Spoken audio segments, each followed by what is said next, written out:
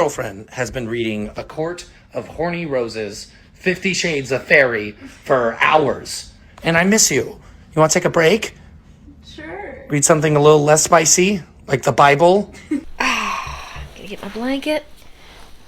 You cozy? You farted again. I think I did, yes. You think you did? Alright, so we are now reading the first book of, let's see, yes, A Court of Thorns and Roses by Sarah J. Maas. It's not even fair, because I know it's there now. Okay. And perhaps into the fairylands of Prithian. You know, she spent all night trying to find a name, Googling things. Yep. Probably on some name generator. Oh god, finding names for stories is hard though. It sucks. That's my least favorite part. Low visibility, unnecessary noise. I was well on my way to yet another fruitless hunt.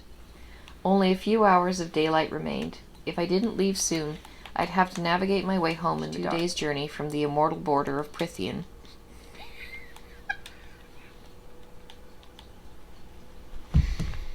Why are these fairies so scary? They're like... I don't know, I mean, if you go to old folklore, fairies could be pretty nasty, so I mean, if we were reading... I'm picturing her as Jon Snow with breasts. And maybe no mustache.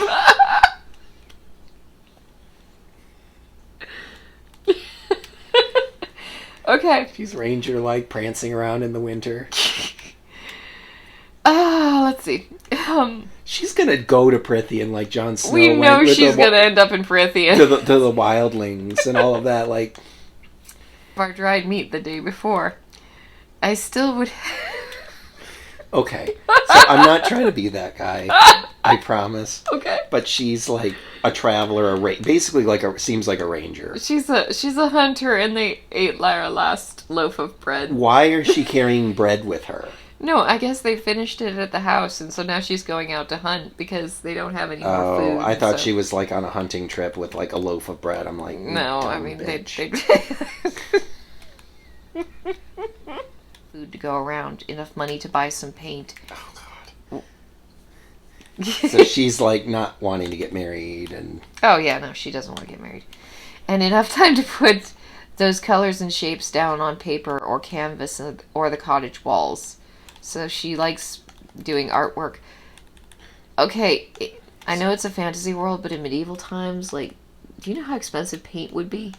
And brushes, and parchment, and all that stuff, like... That's why only rich people were artists. Yeah, and so, like, they're poor and they don't have food, but if they did have food, they would also have money for paint. Well, it's just like Belle bitching about her life, even though she has access to books. Yeah.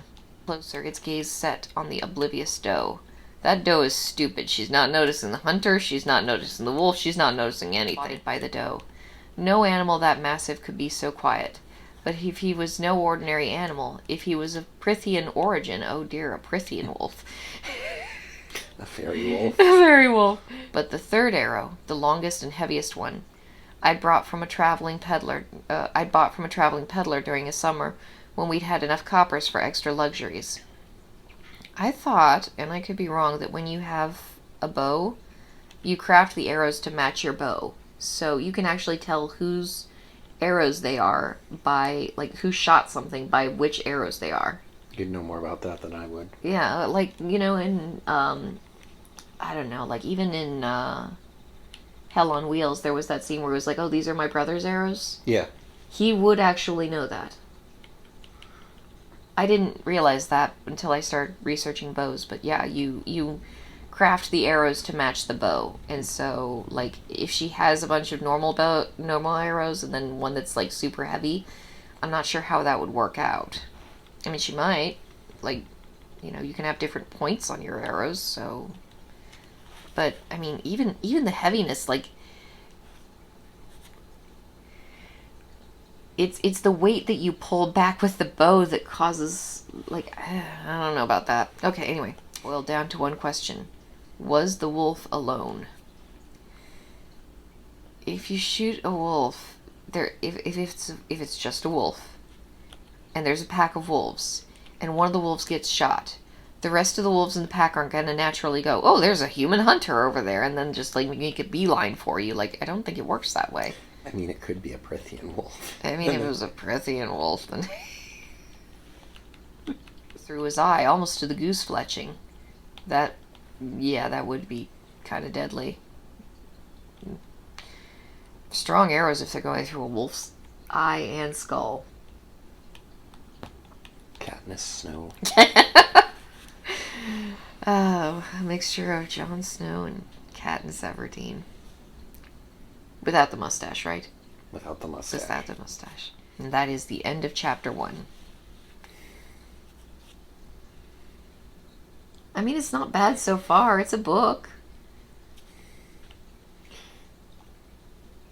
I mean,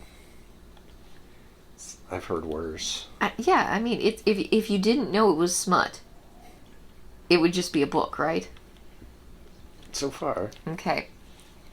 Chapter 2. As I trudged up the path, each step fueled only by near-dizzying hunger, my sister's voices fluttered out to meet me. Okay, how much you want to bet the sisters don't do anything useful? So we're thinking they're like bad sisters?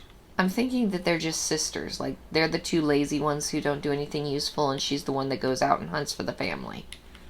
And they're always wondering about her and how she's different. No, I don't think they go that far into it. They might, but I think it's just one of those situations where it's like, you're the only hard-working sister.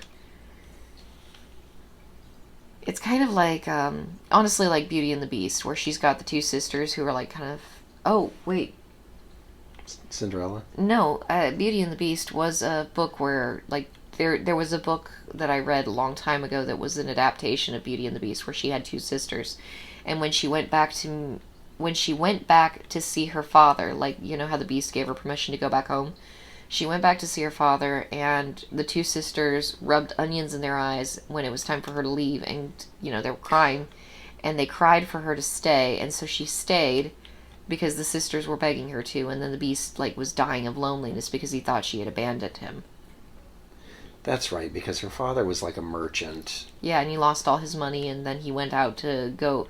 There was a ship that came in, and he was hoping that it was one of their merchant ships, and so he went out to see it, and while he was there, you know, the sisters asked for all sorts of riches and wealth and whatnot. And she kept asking him to come home. Well, no, all she asked for was a rose. Oh, that's right. And so when he stopped at the garden, he got lost in the woods, he stopped at the garden, he saw the rose, and he thought, well, at least I can get a rose for her. So he got the rose, and that's when the Beast came out. So, like, I think this is kind of the same Beauty and the Beast setup, where she's got the two sisters who are kind of useless, who are staying at the house, tittering away and being girly, but she's different.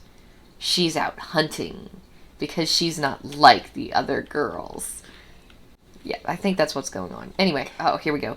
I didn't need to discern their words to know they most likely were chattering about some young man or the ribbons they'd spotted in the village when they should have been chopping wood.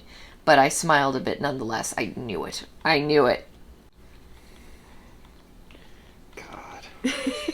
Okay, so I guess most female stories, like most women's stories, follow the Beauty and the Beast archetype. Some more so than others. And so this is, yet again, it's a beastly fairy that's associated with a bunch of scary wolves and beasts. And then, you know, she's out in the woods, you know, being all strong and independent and shit. And her sisters are babbling away uselessly and mindlessly about ribbons when they should be cutting wood. And ambled on his way. Yep, she's the only practical one in the family, too. Okay, what's her name again? Fair? Fair. Wait, what's her name? I don't know. Maybe it's not her name. Fair. Fair. Elaine's soft gasp scraped past my ears, and I blinked back the brightness of the fire to find my second eldest sister before me. Though she was bundled in a thread... Oh, yes, of course, she's the youngest sister, because youth and beauty and all that good stuff. But then again, my mother hadn't made them swear anything when they stood beside her deathbed. Oh, okay. So that's why she's the useful one. her mother made her swear to take care of the rest of the family by her deathbed. Because she knew that the two sisters were... Useless. Yeah, me. Not her, not the others. I called it. Not her, not the others. I'd never once seen their hands sticky with blood and fur. I'd only learned to prepare and harvest my kills thanks to the instruction of others. I honestly do need to butcher another chicken too. We've got too many. Usually resulted in her dismissal. Okay, so this is kind of a Cinderella thing. So there's only really one person in this entire family who works. I straightened, almost too tired to stand, but braced a hand on the... I'm almost too tired to stand, but nobody else is going to bake the food. Okay, yeah, alright. Of us, Nesta had taken the loss of our fortune the hardest. Beauty and the Beast. Yep. She had quietly resented my father from the moment we fled our manor. Fled their manor. Okay. Even after that awful day, one of the creditors had come to show just how displeased he was at the loss of his investment. Yeah. But at least Nesta didn't fill our heads with useless talk of regaining our wealth like my father. Beauty and the Beast. Yep. She fixed her wide eyes on me and said, please, please, Fair. I guess her name really is Fair. Fair. Like fairy. F-E-Y-R-E. She drew out the 2 syllables of my name, Feyre. Thank you for at least telling us how to pronounce it. Into the most hideous whine I'd ever endured. His fingers still smooth and gentlemanly. Turned the pelt and... Wait a minute, he's a carver. How are his fingers all smooth and gentlemanly? Whatever. I'd been too young to learn more than the basics of manners and reading and writing when our family had fallen into misfortune. And she'd never let me forget it. At least I don't have to resort to rutting in the hay with Isaac Hale like an animal. Okay, this is the second time they mentioned Isaac Hale, so I guess she's got a boyfriend. There is no such thing. And that's the end of the chapter. God. Alright.